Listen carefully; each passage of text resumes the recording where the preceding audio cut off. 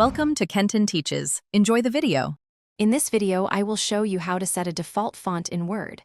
First, open any Word document, whether it's a new blank page or an existing file. Once your document is open, look for the Home tab at the top of your screen. Click on it, and then find the font group. In the bottom right corner of this group, you'll see a tiny arrow. Click that to open the font dialog box. Now that the font dialog box is open, you can make your selections.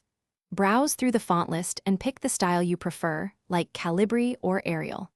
Next, choose your desired font size from the Size drop-down menu. Common choices are 11 or 12 points. As you make your selections, you'll see a preview of how your text will look in the sample section at the bottom of the dialog box.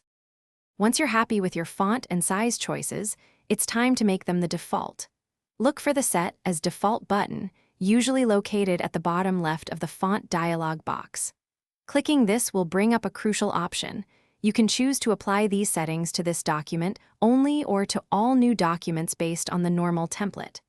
Select the second option to make it your permanent default, then click OK. To ensure your new default font is correctly applied, close Word completely and then reopen it. Start a brand new blank document. You should immediately see your chosen font and size active without needing to change anything. This confirms that Word will now automatically use your preferred font for all future documents, saving you time and ensuring consistency in your work. Thanks for watching. Please subscribe if this video was helpful.